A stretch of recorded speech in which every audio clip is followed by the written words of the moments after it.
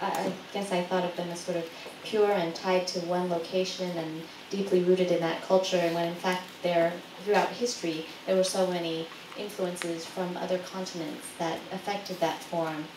And so what does that say about what is traditional, what is authentic? Some examples were Afro-Peruvian dance, Argentine tango, Bharatanatyam. So, to add to that, we also talked about authenticity as linked to identity in many situations. So there's probably some overlap with the identity table. You know, does your identity limit or give you access to presenting work and presenting a form in what's deemed an authentic manner? We talked a little bit about different forms and what's authentic or not in those forms, and how it can be clear as black and white in certain forms if you are truly doing something in an authentic manner or not. In other forms, it's not that conversation isn't that clear. And then we talked a little bit about what it is to really study a form in terms of its cultural context, its language, you know, dedication and time in a form possibly before innovation can occur, and what does that look like? shall I continue to call on people? I was afraid you'd come here. Honestly, I think we have come up with a lot of great questions and absolutely the discussion has been very intriguing and very deep. And I kind of wish we had another day and a half just to tackle this. But we are, as you mentioned, we are overlapping a lot with the authenticity questions as well, in terms of identity and who gets to decide who does what and what is based. And some great points came up on what is based on access through privilege, and who is willing to do the work and who's willing to do the acknowledgement and to offer the respect of these traditional forms. And at what point, when you are engaging with this form and you place it into a different context that is appropriate for where you are at this day and time, is that appropriation or is that right usage, depending upon who you are as you are engaging with the art form. So we're just basically coming up with a lot of really enticing questions. I really wish we had another couple hours. Yeah, and just to talk more about what our table was talking about, there became this question of, and this reality of a difference between appropriation in America, in the United States, versus people doing traditional art forms outside of the United States.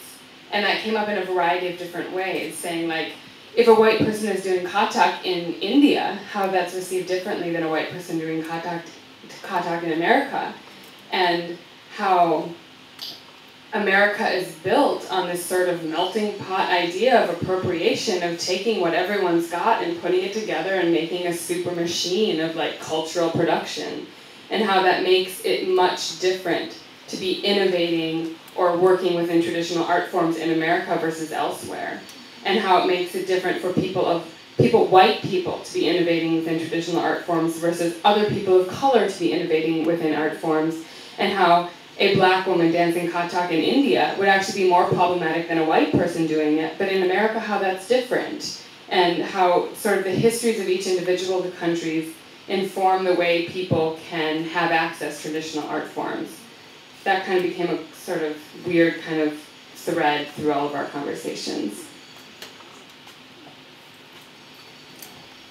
Anyone else want to comment on that? How about this table back here? So we put out the terms tradition, innovation, and preservation as a way to start a conversation.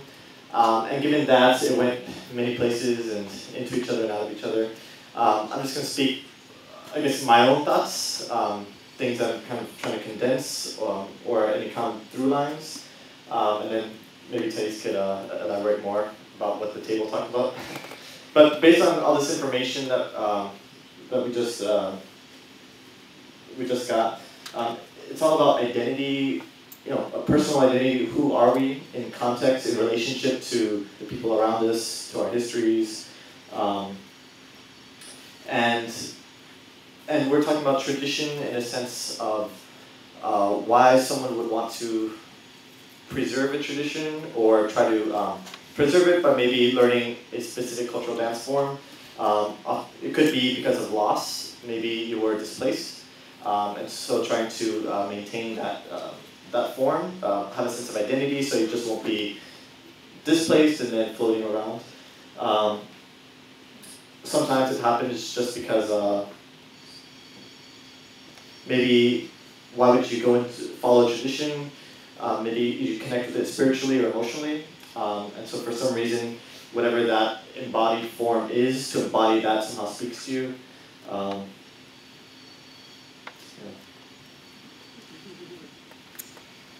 Let's see.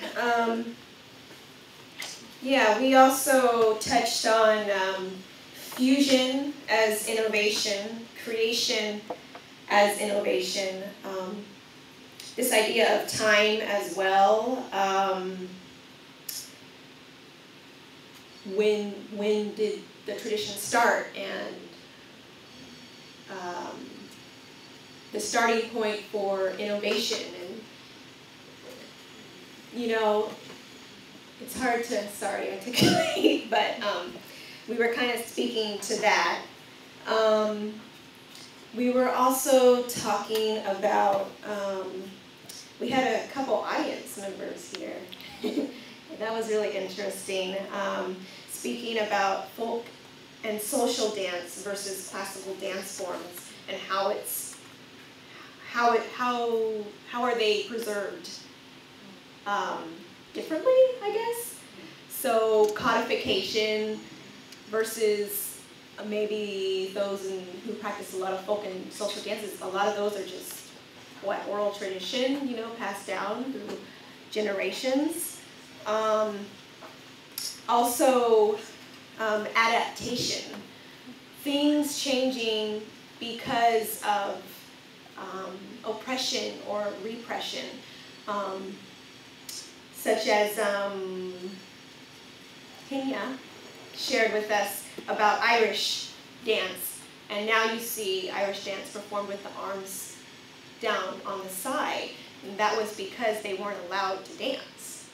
So it's interesting to ask that question, is it preservation or innovation? Well, it was adapted, so in order to continue. Also, yeah, I think that's good enough.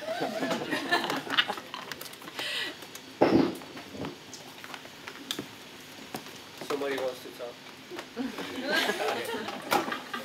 Hi everybody. Thank you very much for coming to Capital Pulse. One of the things that we talk in the three groups that we have. First of all, in the first group we were talking, it was the question was very, we need to really go to basis in terms of what is innovation, what is the meaning of innovation, and what is the meaning of tradition. So we start trying to figure it out. What it really means in tradition. All these questions that they're very important for us to understand in order to start, contemplating those questions. And besides of people here that mentioned the meaning of tradition, also we were adding that tradition came from this kind of common agreement in a community, that there is some kind of agreement in the community, that they start creating patterns. And one of the big questions that came in this tradition is like, well, how long it takes to create a tradition? How much time you will define tradition?